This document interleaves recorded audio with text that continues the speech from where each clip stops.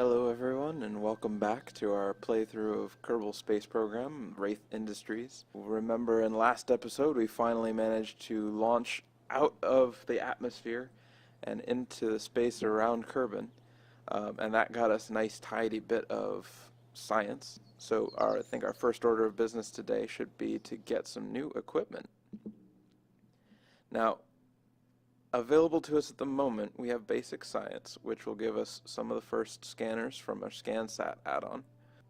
It's probably a little early for that, but we also get the temperature gauge and our first radiators and a new battery and antenna, which are all very nice. And in general, I'll show a preference for science equipment, because the science equipment will get us more science, which will allow us to get into the tree faster and deeper. But at this higher tier, it's also more expensive, so it'll be 45 science to buy into that. We're probably going to get that, but let's look at what else we have available to us. We also have the flight controls, so these are lift surfaces that also have control functions. So as opposed to the fins that we have already, which I believe we got through... Oh, did we have them in yeah, we had them in the initial pack. These new control surfaces actually can be manipulated by the pilot. So that'll help in controlling the craft. At the moment, it's not super vital though, so I think we're okay there. We do have access to stability, which will give us another wing that is not a control surface.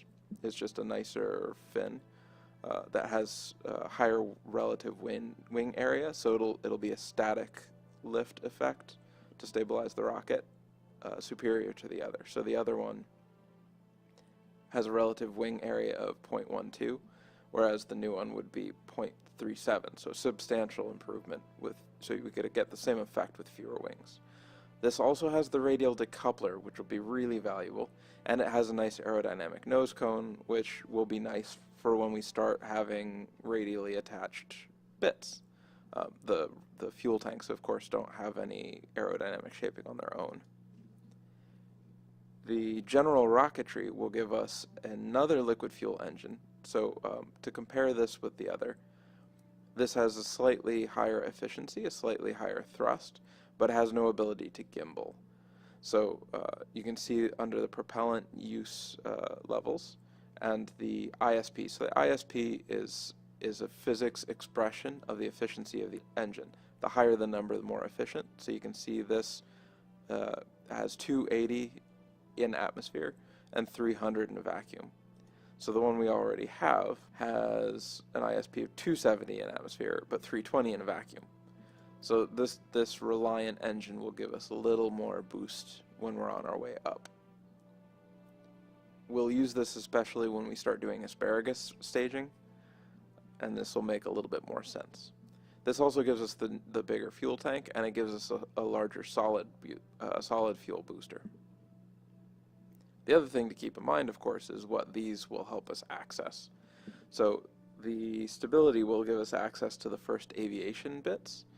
So this is where we have liquid fuel fuselages, much more wing options, our first Mach 1 cockpit. So these we can actually build a plane that we can fly around Kerbin in.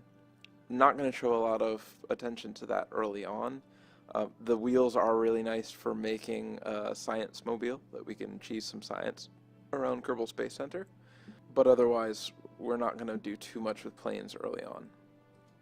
General construction does have some first bits for Kerbal inventory system, which works hand in hand with the Kerbal attachment system. Kerbal attachment system, as you might guess, allows an engineer to actually add and remove parts when we're in progress, when we're actually flying.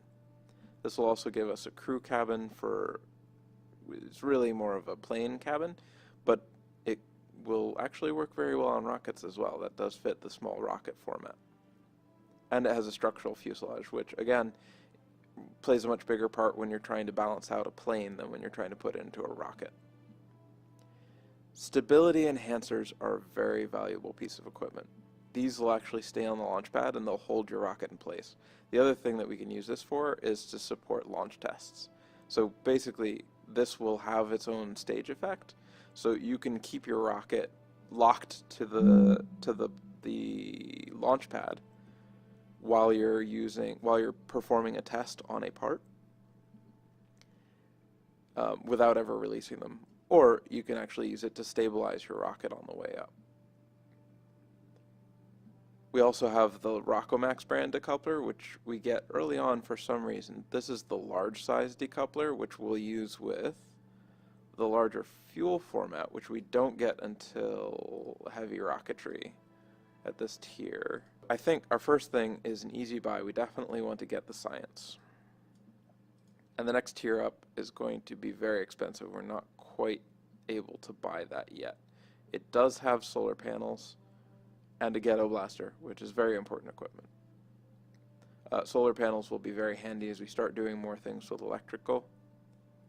At the moment, the only thing we're really doing is reaction wheels, and we're not doing any trips that are long enough that'll deplete just the base battery you get in the command pod. Now, space exploration will get us the next handy bit of science in the form of the barometer. It'll also get us our first ladder. Ladders are very helpful, especially once we start EVAing, so that we can not have our Kerbals floating off into space. Stability is nice, and we will want to start thinking about radial attachment and decoupling, and it's very cheap at the moment. And it will give us access to the general construction. General rocketry will give us access to advanced rocketry, and advanced rocketry has the THUD, which is a very efficient radial attached engine, which is very handy, but really the power of this is that because it's radial attached, we can use the symmetry to use several at once, and using several of these at once can produce a lot of effect for a heavier rocket. It'll also keep it clear of landing surface, so it's very handy when you start thinking about landing something.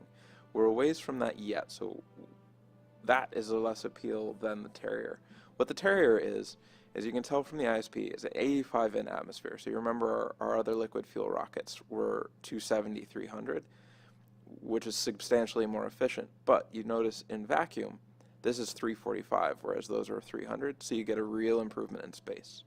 So the Terrier is the rocket that you really want to use for getting around after you've left atmosphere. It'll really make your fuel go further.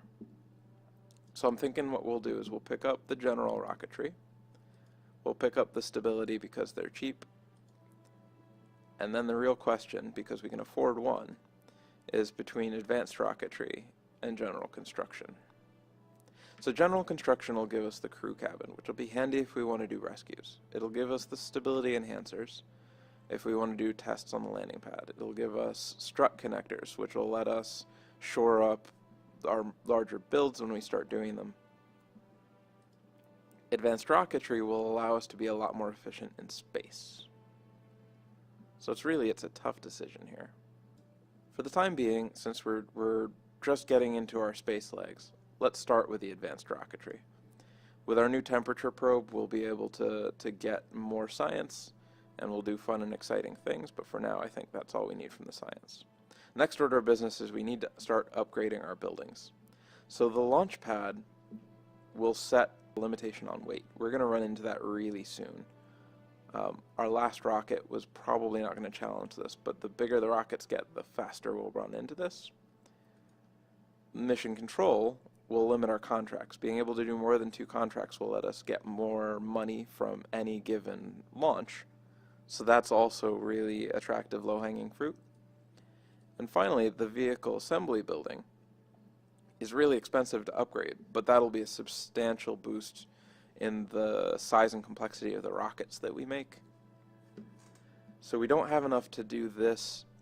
Oh, I think we're just shy of having enough to do the vehicle assembly building and mission control or the launch pad. So I think the best thing we can do at the moment is we're going to upgrade our mission control, and that'll give us access to more missions. More missions means more money. More money means more upgrades. Orbit Kerbin is definitely something that we're going to do next. Testing the Hammer solid fuel booster at the launch site is fairly easy. All we need is that our next rocket have solid fuel boosters. And if we're going to launch something into orbit, it won't hurt to put solid fuel boosters on it. We can't do asparagus staging yet, so having some solid fuel support won't go amiss, and we can make some money for it. We're also going to pick up a couple of others, just in case we do them by accident.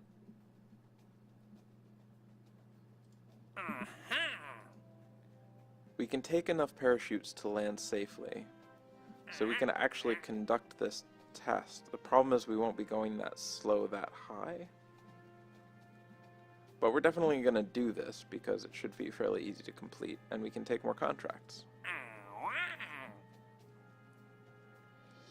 We'll say the same for this. We may ultimately complete that on the same launch. And our next goal, of course, is to orbit Kerbal.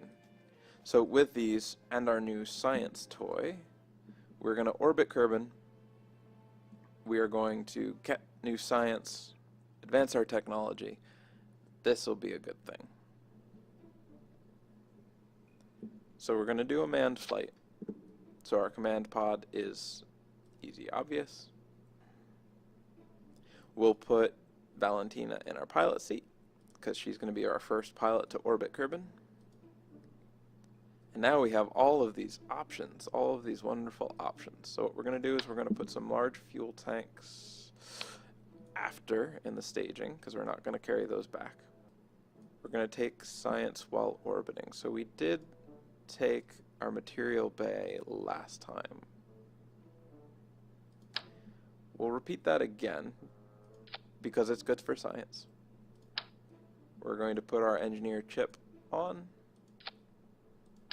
We're going to put it in aesthetically balanced position. Believe we've done, well, you know what? We're going to bring a mystery goo. And we're going to put it in a symmetrical fashion. Symmetrical? Okay, no.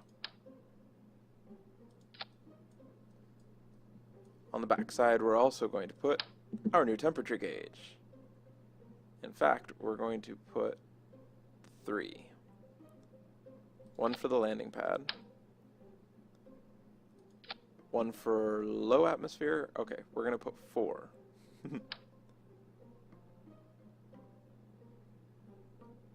So 1 for the landing pad, 1 for low atmosphere, 1 for high atmosphere,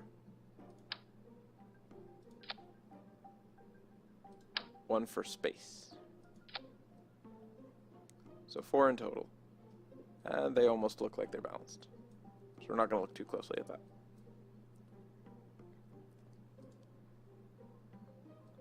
So next we'll do our heat shield, because we're going to complete the contract. Oop, we had symmetry on when we placed these. The weight on these thermometers is relatively negligible, which is why we're putting them on the same side. They have no wind profile, they're flush to the side, and their weight is virtually non-existent. Actually, they have no weight. Okay, that's new. They have 0 weight, so they won't be an issue as far as balancing our craft goes. So next we're going to put a heat shield on the bottom. Even though we won't really need this for re-entry at this point, it'll give us a little bit of weight, a little bit of ballast to keep our butt down while we're coming down. And for our final touches to the re-entry, we're going to want parachutes. So I think we got fairly comfortable last time. Okay, we're going to spread these out a little bit more.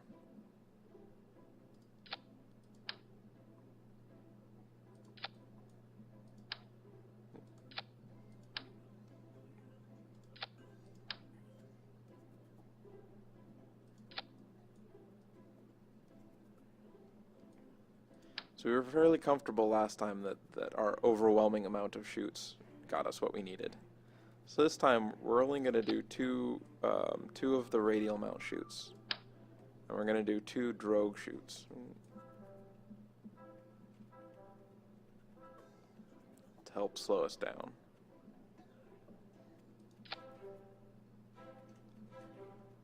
So that should be sufficient for parachutes. So now we have our core bit. We're gonna have a radial decoupler, or not a radial, but a stack decoupler, so that we can now add on the rocket bits. At the core, we're gonna do a liquid fuel engine.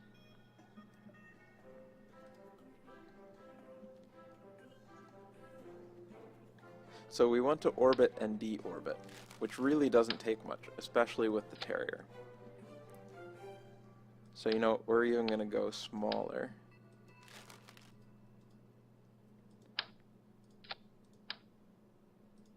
And our handy engineer is telling us that this will give us 1100 meters per second out of the atmosphere.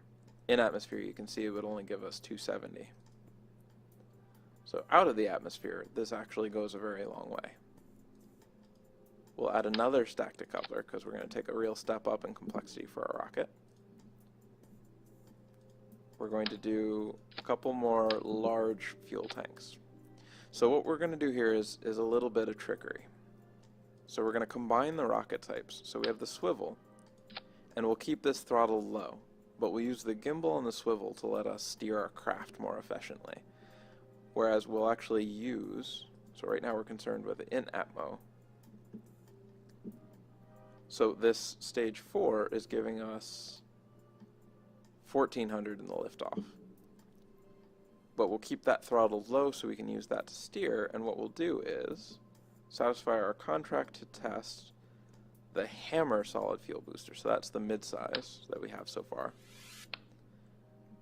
We'll attach that radially with our radial decoupler.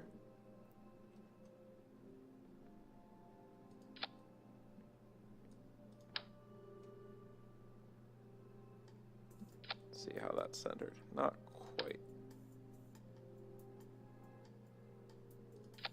There we are. So now we have those for the lateral stability.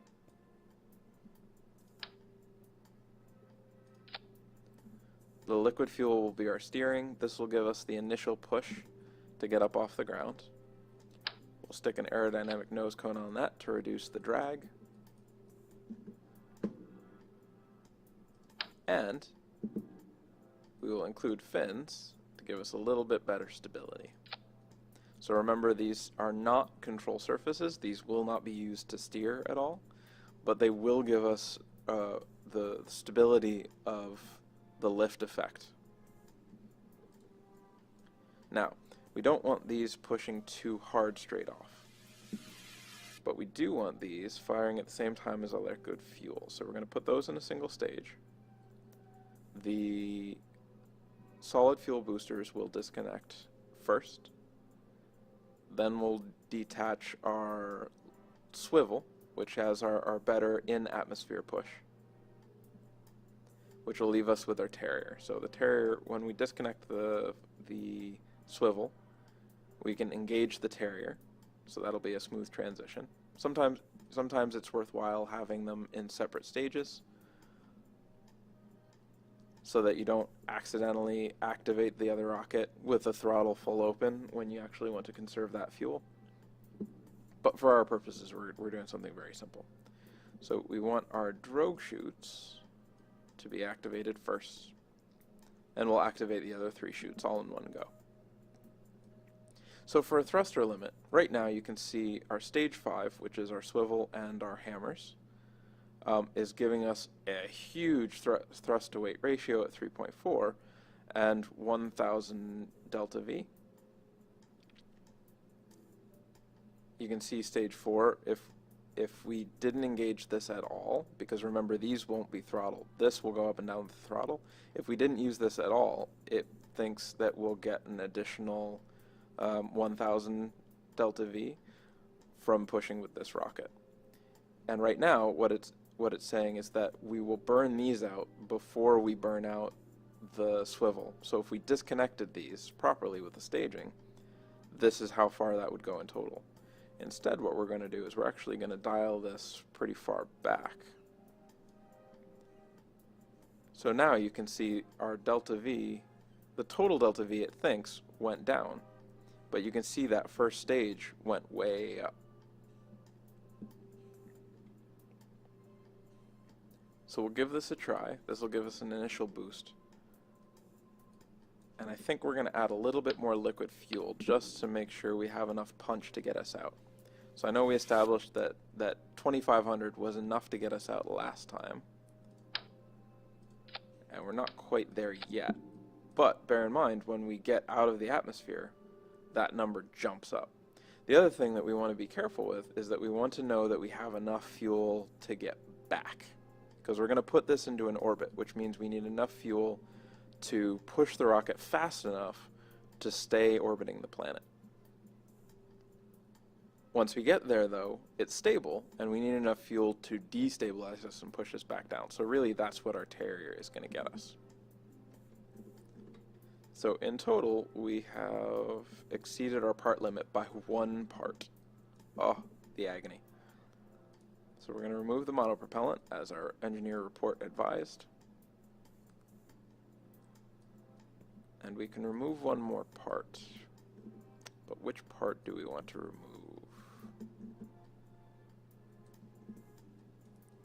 You know what? I think we can leave off the mystery goo for the moment. There's a way for us to balance 1 mystery goo. Well, it's just the mystery goo way. Okay, so the mystery goo, it does have a weight and it does have a wind resistance. And until we have an internalized bay, we're not going to mess with that. So let's leave off the mystery goo for the moment. We'll have plenty of opportunity to do more mystery goo, and I know we've done a lot of science with that already. So this leaves us over the weight limit slightly. Oy vey. Okay. So to counter that, what we're going to do is we're actually going to upgrade our launch pad. Because we almost have enough, and I believe our missions in total should get us money. So we're going to save our rocket. We're going to call this Orbiter 1. It's kind of a boring name, but hopefully it's a fairly run-of-the-mill mission. Because explosions, while entertaining, well, okay, they're just entertaining. Okay, so now we have the launch pad, and the new launch pad is capable of sustaining a much higher weight, 140 tons. So we're going to go back into our assembly building.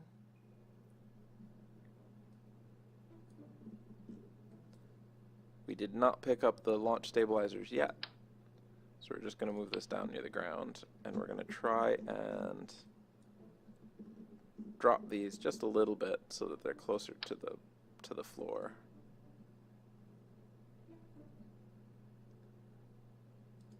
Anything to give just that little bit of stability on launch. So we do have handy dandy toggles that'll show us our center of mass and our center of thrust. Obviously we're not doing much with lift at the moment, but that it's below and behind our center of mass is good. That'll help keep us stable. We want that center of thrust centered. That's what's really important. The rocket in total will cost us 14 grand. And hopefully our contracts in total will give us a good net gain. Okay, so let's go through the final checks. We have Valentina in the pilot seat. Our engineer's report says there's nothing to worry about. We have our primary stage. We will detach those when they burn out. We will then detach our major liquid fuel rocket portion below and activate our Terrier, which will let us be a little bit more nimble in space.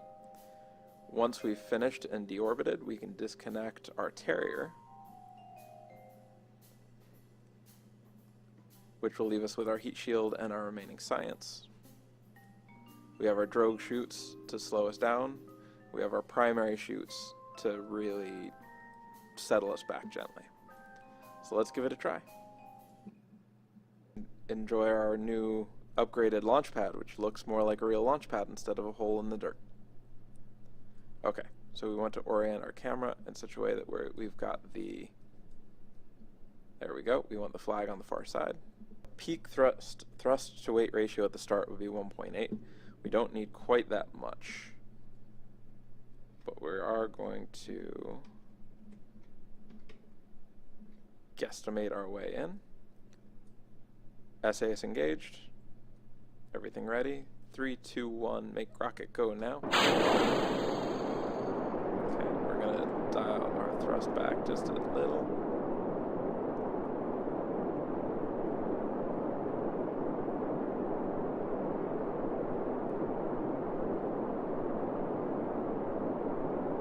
That's creeping up pretty fast. So you can see the solid fuel is burning down much quicker. And we're gonna keep dialing back on that throttle. Save our liquid fuel.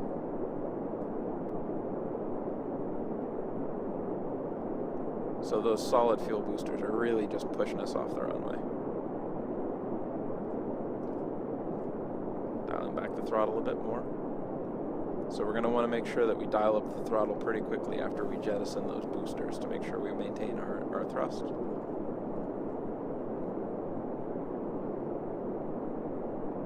And they run out now. So we'll dial our thrust back up so that we're above 1. Definitely want to be above neutral. We're above the point now where we can start our gravity turn.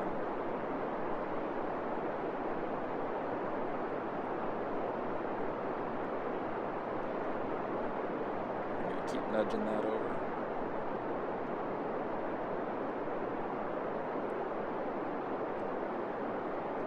So you can see our apoapsis up in the top left.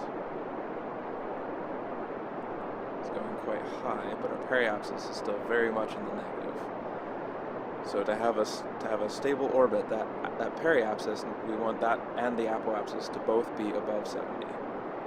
So what we're going to do is we're going to get up to an apoapsis of the desired height of around, say, 75 kilometers. Which we're approaching very rapidly. We want to be at a little bit better angle. Okay, so we're going to reach the apoapsis, so we don't need to push harder anymore. So we're going to give a little bit of time. We're going to remember to do our science.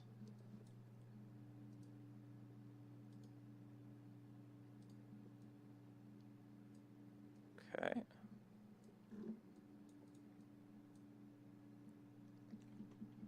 So now the rocket is heading towards the peak. So if we open the map and zoom in, you can see here we have a nice peak.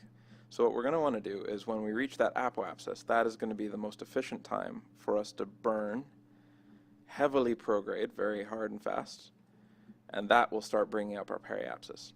At the apoapsis is the most efficient time. Obviously the burn isn't instant, so we want to make sure that we burn leading into it slightly. And at the moment, we don't have maneuver nodes, so we're just going to guesstimate how long that burn is going to be. Really, we're just going to push it all out and drive that up, because we're not being hyper efficient at this point. We're just learning about space and science. And we have our Terrier once we're above the atmosphere. Okay, so we're close enough now. We're going to start burning. So you can see our periapsis is going to start firing up. So we've only got another 10 seconds of burn on our big liquid fuel rocket. We want to keep that pointed prograde. Now that that's out, we're going to switch to our Terrier, which is going to be a lot more efficient. So now we want to see if we can get that periapsis. So we're actually even going to point down just a little bit so that we don't keep growing our apoapsis too high. And we want to make sure that we keep enough delta V to deorbit ourselves. Because the worst thing that we can do is just get stranded in space. That's not what we want to do. So the Terrier, the way it gets the efficiency is that it pushes a lot less intensely. So the thrust compared to the swivel is a lot lower. And I don't think we're going to do it on this go. Nope, we're going to cut it there. So we're pretty close to orbiting. You can see the periapsis was definitely coming up, but we're almost out of fuel. So we're not going to try and push that up and then get stuck here. What we are going to do is repeat our science. For that little bit more, we're going to take another, so this one's already been used, so we're going to take another temperature scan in space. We still need to get on the ground and in low atmosphere. So we're going to have to remember that on the way back down. And the way that we're going to get back down is we're actually going to flip. Oop, oop, oop. We got a lot of intensity to our control when our ship is so tiny.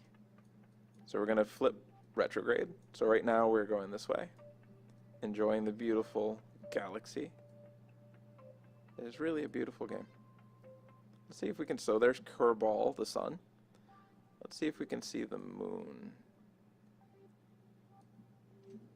Trying to think where the moon might be at the moment. So the moon, okay, there's the moon. It's actually directly above us. So we just need to look straight away from the planet, and there it is. Look at that. Isn't that beautiful?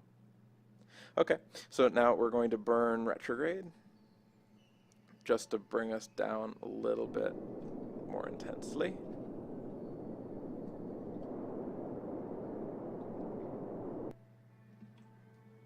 Then we're going to gently knock apart. And at this point, we need to get back to the point where we can use these drogue chutes. We're going to time warp till we get back to the atmosphere. We're going to keep our butt retrograde, which is still pointed slightly up. And that's going to start to tip down. So now we're on the dark side, so everything is very dark. Do we have a crew report? We do not have a crew report from upper atmosphere. I'm glad I thought to do that.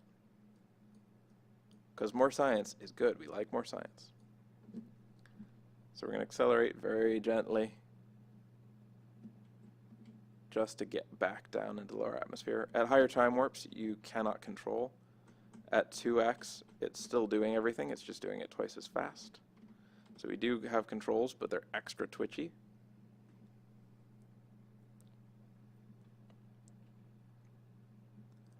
So soon we're going to start seeing those re-entry effects.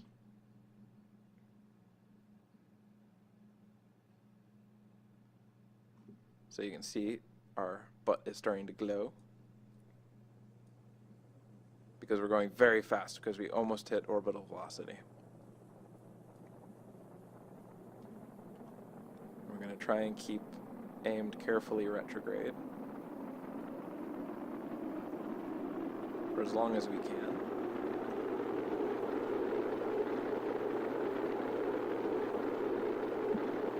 We're going to take off the time warp just to be careful. So we're starting to decelerate now. That's something we want to see. We want to see our speed below 400. Say below 420 to be safe, before we activate our drogue chutes to start slowing us.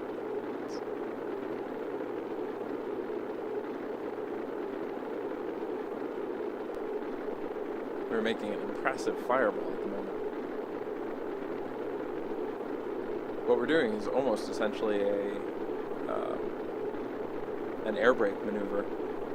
If we had been returning to atmosphere, this is the kind of thing, because you can see our retrograde is still actually pointed up into the air.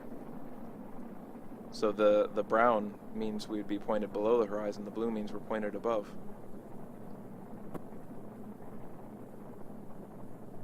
So it looks like we might actually complete our missions.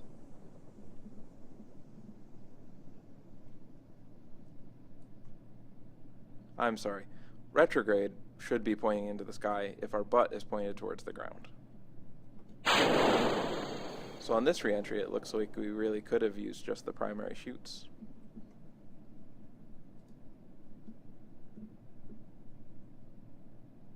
But we're below 4 kilometers, so we missed the opportunity on that.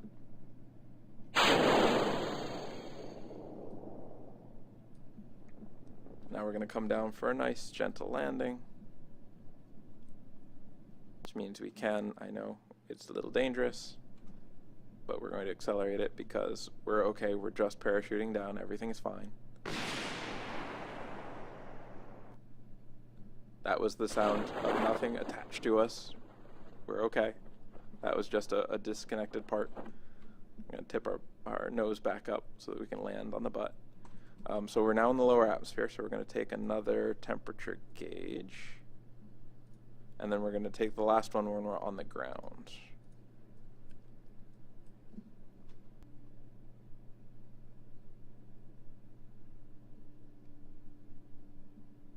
And here we go. So you notice that the altimeter built in says we're at 300 meters, but the altitude to the terrain is actually 0. Mountains will definitely mess with the built-in altimeter. This is one of the reasons why we like having Kerbal Engineer. It tells us more descriptive information than sea level. So we're going to take our last temperature reading in the grasslands, because this is a different biome. And then we will recover our craft. A successful mission. We get 41 science from lots of temperature scans. We recovered 4,000 of our 16,000 funds from recovered parts, which is not a bad return.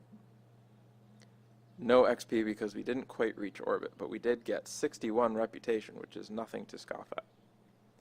Next episode, we will attain orbit. That's our plan. Thanks for watching. Like it if you like it, share it with your friends. Subscribe if you want to be notified for more.